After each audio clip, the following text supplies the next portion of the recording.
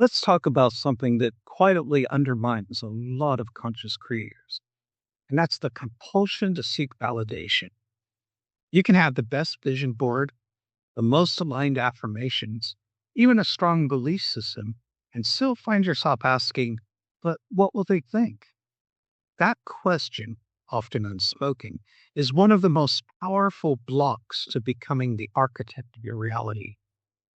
At its core, this urge in approval is a survival response. We're wired for belonging. Rejection once meant isolation, and isolation once meant danger. But today, that same wiring often traps us in a loop of people pleasing, where our desires, decisions, and even our self image are shaped more by others' opinions than by our own inner knowing. When your frequency is calibrated to external applause, you're not actually broadcasting your vision. You're just amplifying somebody else's noise. And that comes at cost. You hesitate to launch a project, post the idea, or express yourself fully. Not because you're unsure, but because you fear how others will perceive you. But here's the truth. Nobody is qualified to judge your path. People see you through a filter of their own unresolved fears, traumas, and conditioning. Their judgment says more about their inner world than it ever could about you. And yet, many of us hand over the remote control to our lives to these projections, some of them from people who barely know us. And that's exactly why internal alignment matters more than external validation. You didn't come here to play the role others cast for you. You came here to define yourself from the inside out. Reality creation isn't the group project. It's not about gaining consensus. It's about owning your identity so completely that others' opinions lose their power. Let's start with curiosity, especially towards the internal voices you've mistaken for true. When you feel resistance, ask, whose voice is this? When did I start fearing this kind of judgment? Most of the time, that voice isn't even yours. It's inherited, conditioned, installed by family, school, culture, church, or past wounds. Getting to the roots of those voices is liberating. And here's a useful perspective shift. Most people aren't thinking about you as much as you feel they are. That psychological pattern is called the spotlight effect. We believe everyone's watching, analyzing, evaluating, but we're not. They're too caught up in their own life. Even judgment, when it does show up, is often more about what you symbolize to them than anything you've actually done. You being bold might challenge the parts of themselves they've denied. It's not about you, it's about what your authenticity reflects back to them, and whether or not they're ready to see it. And that reflection is powerful because when you show up as yourself, fully, unapologetically, it disrupts a collective agreement around playing small. People will feel it. Some will be inspired, others may get uncomfortable. But you weren't born to be comfortable for others.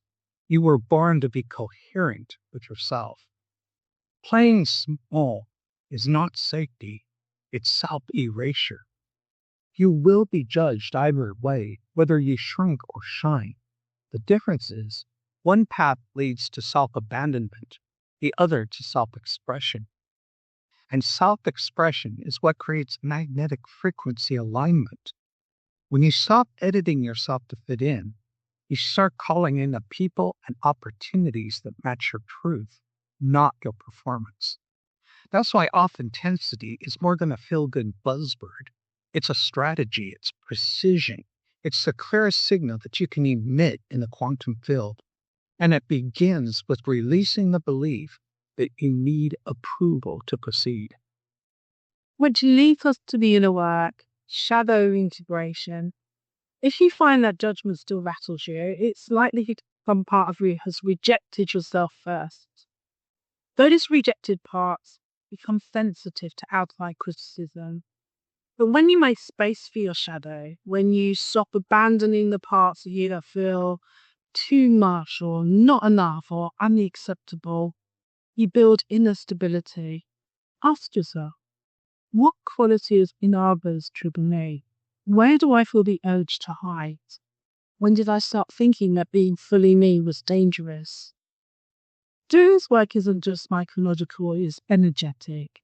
It creates this false identity, it builds coherence, and it prepares you for what we call strategic discomfort. Doing the thing anyway. Playing the thing, posting the video, starting the project, facing the cringe.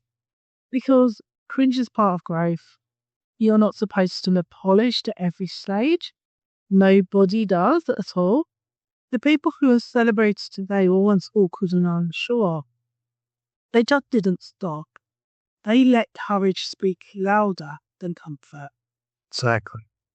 If you want to recalibrate your nervous system to handle judgment, repetition is the key. What feels unbearable at first gets easier with exposure. That's not just philosophy, it's neuroscience. When you give yourself repeated proof that you can survive disapproval, you gain power. And from that place, you create more freely. The good news? Most of the fears around being judged are inflated. When you push through discomfort, you find that very little actually happens. Maybe someone unfollows you. Maybe someone rolls their eyes. But the world doesn't collapse, and your vision becomes a little more real. So take risks. State the truth that's on your heart. Refuse to collapse into someone else's expectation. Make peace with discomfort. It's the price of liberation. And let's not ignore the social media trap. These couples are designed to exploit your craving for validation.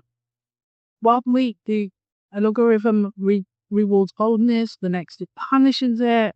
Don't chase these signals. Your frequency is your compass. You're not here to be on trends, you're here to be on purpose. So define yourself clearly, not according to likes or shares, but according to alignment. And not performance, but from resonance. Be introverted if that's you. Be loud if that's you. Be weird, quirky, mystical, poetic, whatever. Whatever it is that reflects your core truth, that truth is timeless. That truth is where your creative power lives. So stop waiting for permission. The only opinion that has the power to shape your own reality is your own. Start choosing it on purpose every day.